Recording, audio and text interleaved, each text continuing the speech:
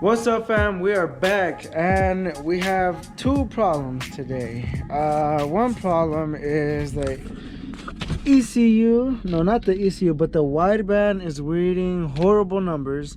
I installed the Mega Squirt, but the wideband is throwing me off. And so what I'm gonna do is I'm gonna try to ground it somewhere else.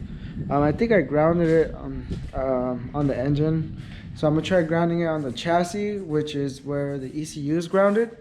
So I'm gonna try fixing that, and let's see if I can show you guys what I actually did to the car.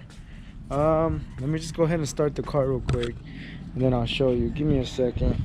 Okay, oh snap. Let me see. I'm trying to get the camera off of this because that's just like a hand, like. Dude, thanks to a friend that was showing me. I didn't even intend, but man, it's pretty cool. This friend, I'll put his Instagram on the thing right now. It's Part Card, I believe.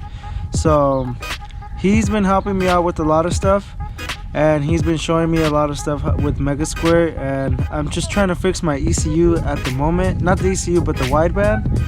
So hopefully I could get that fixed. But let me show you guys what he helped me with. Like, I didn't even know I was gonna do that until he showed me. So let's get to it.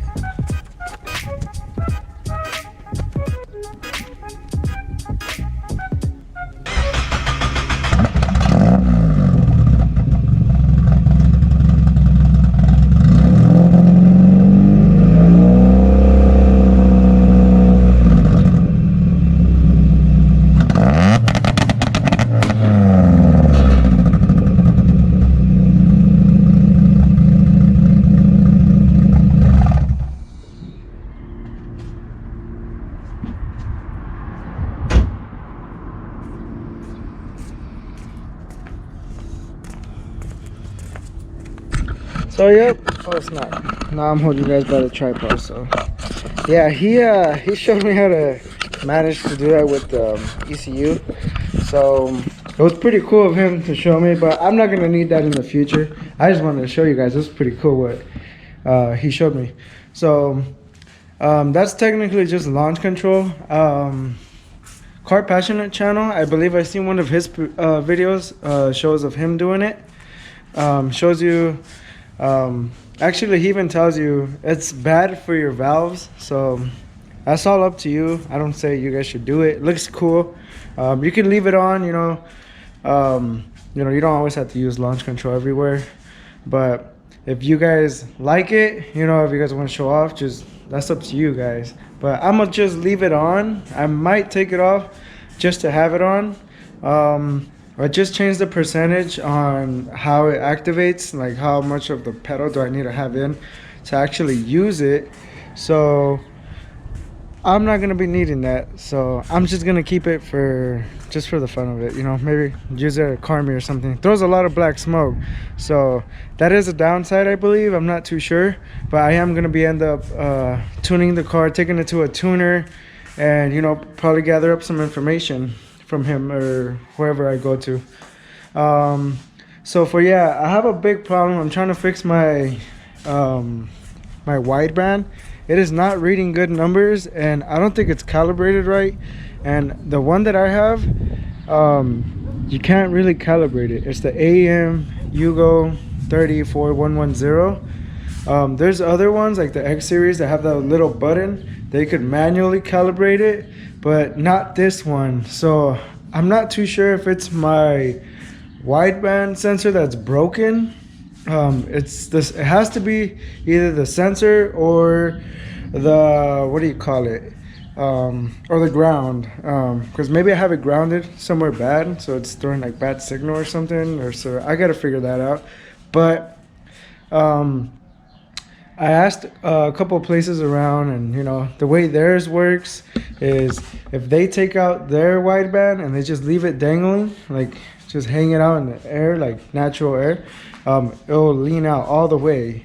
Mine does not do that. I take it out and I let it free, and it still stays around 15, 16.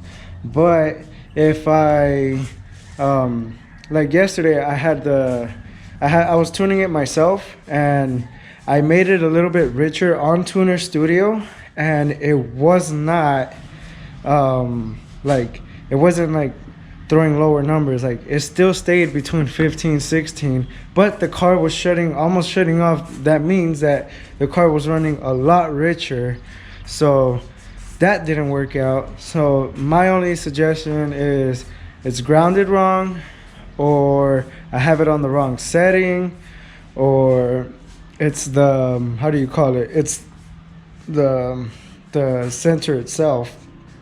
So I'm gonna try fixing it today. Hopefully I could fix it, so I could manage auto tune a little bit better. Anybody that installs Mega Squirt, I really suggest for you guys to buy the VE analyzer on that, was it, Tuner Studio, which is like the paid version. So you could use the unpaid version, but you know that auto tune really helps you out a lot. Like, I did download a base map, but the base map only does a certain amount, and you really want it to actually, like, so if you're new like me, like I didn't know nothing. Like when I installed it, I thought it was easy, like base map, you know, burn quick, that was easy. But if you're new to this, I suggest you guys to buy that paid version of Tuner Studio. And all this information I gathered from the guy I mentioned earlier, Parkard. That's his Instagram.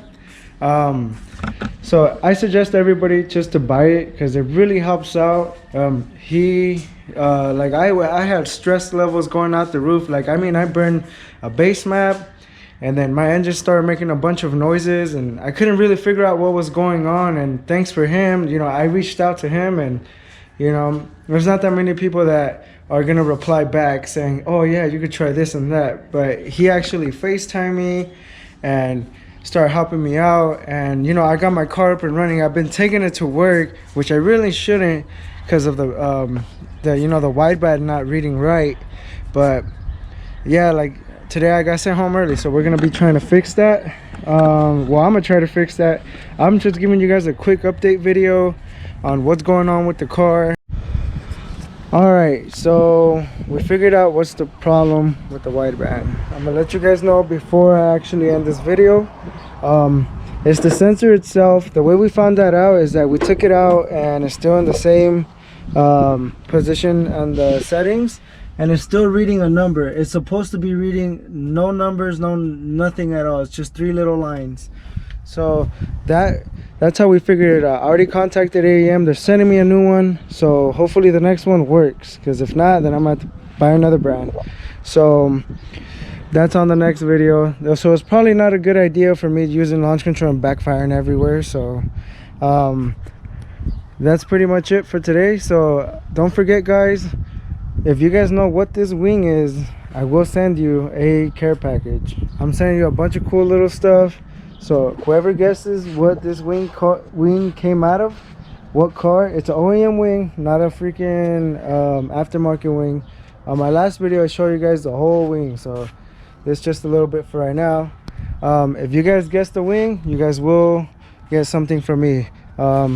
So for the next video, we're going to be installing the AEM wideband, and hopefully it works and not broken like this one. So I hope you guys have a safe day, and catch you guys on the next video. Peace, and don't forget to subscribe.